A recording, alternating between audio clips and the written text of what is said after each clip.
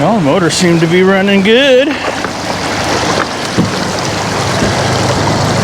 But just to be on the safe side, I will run upriver just till I know the motors are working good. I mean, I know they're running fine, but for my own self-confidence, I want to run upriver just in case I have a fuel problem again. So my plan this morning is to run down and try to catch a sturgeon. Now, you know what happened the last time I was down there, but I did bring some herring and I did bring some eggs. So I am going to do a little bit of bobber dogging, toss some spinners, and back troll some herring. We're going to do that a little further down in the deeper holes. Maybe try to catch a springer. Hello there, once again. We are back down at the river, the Cowlitz River. Just in case you didn't see it in the last video, check that one out. I caught an awesome sturgeon. It was just a crazy fight. There you go. Come on, baby. Come to daddy. Whoa, it's a sturgeon. Whoa, it's a sturgeon. What the? Ha! Oh my gosh, no wonder it's fighting so hard. It's a freaking sturgeon. We actually have cherries on our cherry tree. Before I hit the river, I have a couple things I want to show you though. The last time I was fishing Rife Lake, I had some problems with the boat dying on me. The motor's dying on me. Let me show you what I found out. This hose right here, obviously, is the fuel line going to the main motor. I had a T in that, and for years, it's worked fine. I've had this boat for maybe 7 years, and for the last 6 years, it's worked absolutely fine. But in the last couple of years, I've been having fuel sucking problems, sucking air fuel problems. Well, you know what I mean, fuel system sucking air. So I thought it might have been the T. So I went ahead and I just did something that's going to fix the entire thing, right? I installed a fuel water separator right there. So now the kicker has a direct feed from the fuel water separator. So it's got its own line and its own ball, primer ball, and the main motor has its own primer ball. So there's no longer a T in the main line. If you noticed on the separator, I installed an anti-siphon valve on the line leading to the kicker. So there's no way that either motor can suck air from the other. And also what I installed is a bulkhead fitting through the splash well. And you can see it is right here.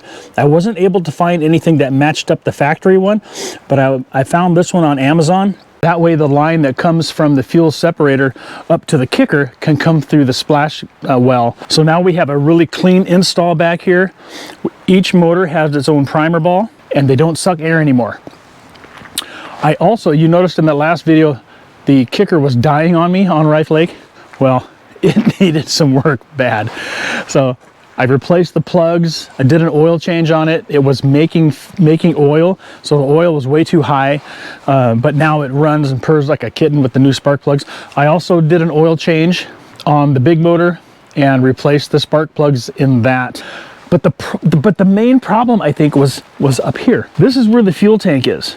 The fuel tank is right here. So as a part of checking out the entire system, when I installed that water fuel separator, I pulled off the floor here, took a look at the tank, and lo and behold, what I discovered was the hose that goes into the anti-siphon valve to the feeder tube. I think what is that called? The pickup tube that goes into the tank had a hose clamp on it, but it was just dangling there and it was never tightened from the factory. So I am almost positive that the reason it worked fine in the beginning when I had that T back there is because the hose was not 6 years old. And so over time, that hose that wasn't clamped down loosened up, got soft, and I think that's where the problem was originally. So, but now I have a fuel water separator and I don't have any problems with it, and it's plumbed in the right way. So now that the boat is working properly, let me show you what else I have to do before I can hit the river. Come on, Rigger. Come. Rigger, come. All right, whatever.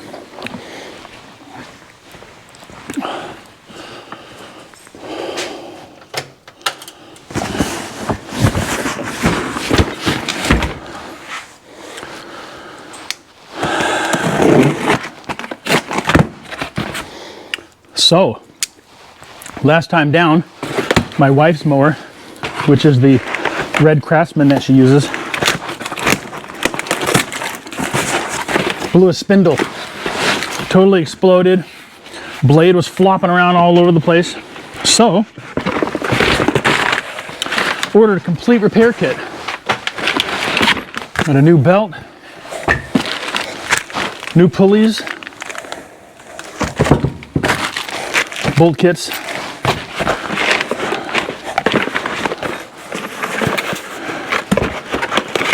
and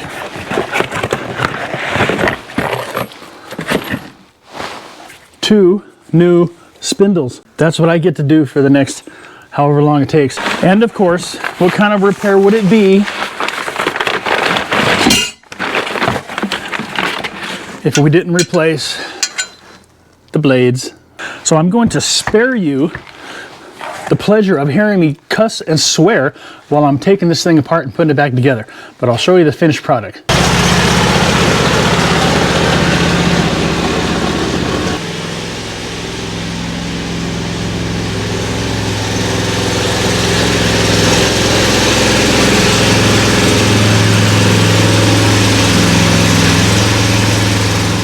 Okay, all I need is to disconnect the deck, pull it out of here, start working on it. Simple as that.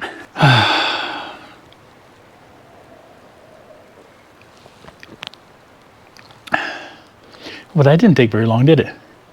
Got a new spindle there, a new spindle there. Gave me the pulleys for the tensioners, and so there's nothing wrong with those. So I'm just gonna keep those other pulleys for extra parts just in case those do go bad. Now all I have to do is get that thing put back underneath. Okay, babe, there you go. Yay! Now that the mower is fixed and we've got the yards all mowed, Kim says there's a couple of trees down in the back 40. We refer to it the back 40. So let's get the tractor, the chainsaw, and let's see what we got back there. This thing here, this thing right here, is one of the coolest things that I've ever fabricated. It's a chainsaw sheath. Carries my chainsaw right there.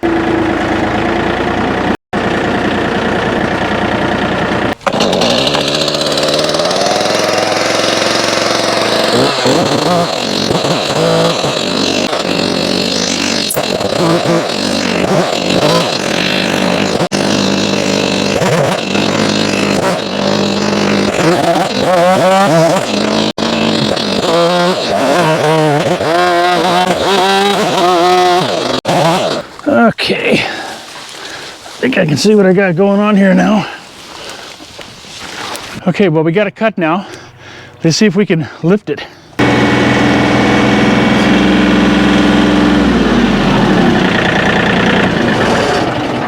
Still too heavy. I think I'm gonna cut this other end off over here. That one right there. I'm just gonna whack that off, and that'll probably take off 200-300 pounds. Oh yeah, much better.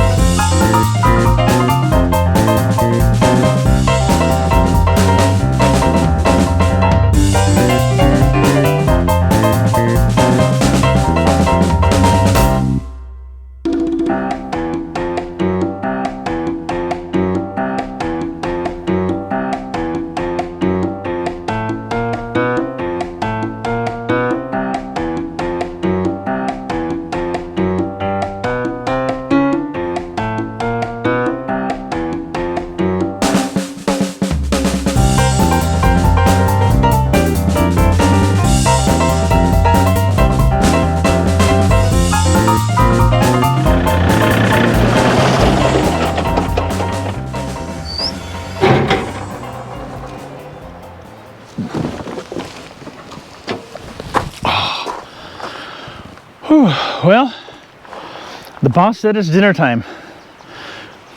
So obviously I'm not going to be able to fish today. I'm not going to have time. I will fish tomorrow though. I still have a couple more logs to pull out from the back. If I feel like doing that after dinner, I might not. I might just say to heck with it and do it some other time. Oh man, there is nothing better than getting called for dinner and finding this. Seaweed, kimchi, gochujang, and what do you got in here? We're gonna throw some shrimp in here. Oh man. And then we got kokanee. Oh, look at that. Kokanee and shrimp. I went shrimping with the boys.